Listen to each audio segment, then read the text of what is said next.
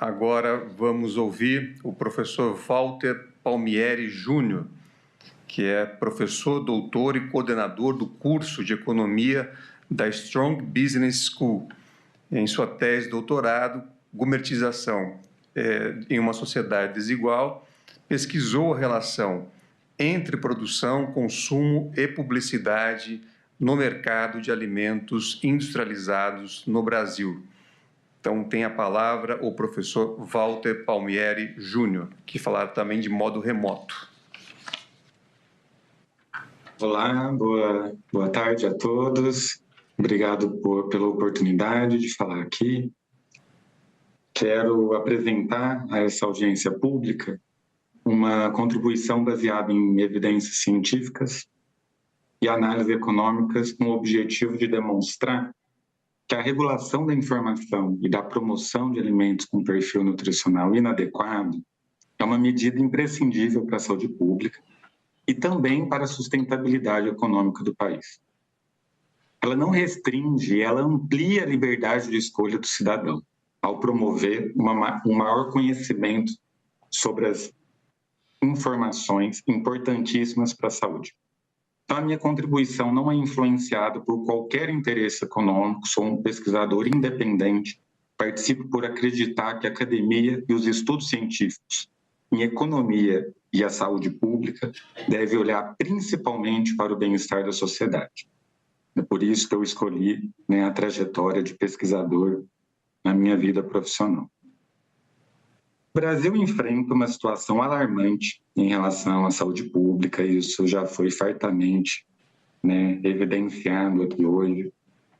Nós temos amplas evidências da influência dos padrões alimentares no crescimento das doenças crônicas não transmissíveis. Projeções apresentadas no Congresso Internacional de Obesidade 2024 indicam que daqui a 20 anos, a expectativa é que 48% da população adulta terá obesidade e outras 27% sobrepeso. Isso significa que 3/4 dos adultos em condições de risco, em relação à saúde pública. O crescimento dessa obesidade, das doenças crônicas não transmissíveis, está relacionado aos padrões alimentares. A pesquisa de orçamento familiar do IBGE acompanhou essa evolução, essa mudança para cada vez mais o brasileiro consumir ultraprocessados. É importante fazer um alerta aqui que na RDC não está o termo ultraprocessado, mas sabemos que a maior parte dos ultraprocessados tem alto valor em sódio, gordura saturada, açúcar. E tudo isso, essa mudança do padrão de consumo, se deve em grande parte a inúmeras variáveis. Uma delas, que eu pesquiso bastante, é em relação aos preços dos alimentos saudáveis, que estão ocorrendo no país nos últimos 20 anos, num ritmo muito superior aos alimentos não saudáveis. Só para constar como exemplo, de janeiro de 2020 até mês passado, os preços dos refrigerantes subiram 48%, enquanto as das frutas, de uma forma geral, aumentaram 90%, ou seja, quase o dobro. Então, isso cria incentivos econômicos para a escolha de produtos menos saudáveis. E esse fenômeno afeta principalmente, sabemos por pesquisas, a população de menor renda, cujo consumo é fortemente direcionado através dos preços. Além disso, os alimentos ultraprocessados possuem vantagens logísticas, comerciais, são mais duráveis, amplamente distribuídos, intensamente publicizados. E isso intensifica, reforça o crescimento do seu consumo no país. E nós temos impactos econômicos dessa realidade que são expressivos. É uma estimativa feita pela BMJ, que é o Jornal de Medicina da Inglaterra, indica que a obesidade no mundo representa um custo, em termos de PIB, de 2,19%. 2,19% do PIB global. E nesse estudo mostra que a expectativa é que cresça para 3,29% até 2060. E no Brasil, os custos atribuíveis à obesidade, hipertensão, diabetes no SUS, né, a estimativa é de 3,45 bilhões de reais. Isso em 2018, hoje já é muito maior. Esses custos são socializados porque nós todos pagamos por esses custos. Mas nas ciências econômicas, né, são encarados como custos ocultos, externalidades negativas. E elas também, né, esse custo é insustentável, principalmente no contexto econômico brasileiro, em que a necessidade de ampliação dos gastos em saúde é limitada por pressões do próprio mercado, para que o governo não aumente. Portanto, nada mais apropriado, do ponto de vista econômico, do que o Estado regular o que é necessário para promover ambientes saudáveis. Nesse sentido, trata-se também de uma política preventiva que reduz gastos de saúde no futuro. Um outro exemplo relacionado a custos, o custo direto de tratamento de câncer no SUS foi de aproximadamente 2022 de 3,9 bilhões. Um estudo do Instituto Nacional do Câncer indica que a expectativa para 2040 é que esse custo praticamente dobre em valores reais. E sabemos que dietas ricas em ultraprocessados, pobres em alimentos frescos, contribuem para a obesidade, fator de risco para pelo menos 13 tipos de câncer. Por isso é urgente a gente adotar medidas que evitem a escalada dos custos das doenças crônicas não transmissíveis. E nesse ponto, a RDC representa um dos instrumentos mais importantes para esse objetivo. Grande parte, desse problema decorre do ambiente alimentar e da intensa exposição à população à publicidade de ultraprocessados. A ausência de uma regulação nesse campo vai perpetuando desigualdades, enquanto grupos de maior renda têm acesso a alimentos mais saudáveis, informações nutricionais adequadas, as camadas populares são alvos de publicidade agressiva de produtos nocivos à saúde, sem as devidas informações dos riscos do consumo em excesso. Esse cenário aprofunda iniquidades e transfere para o setor público os custos de doenças preveníveis.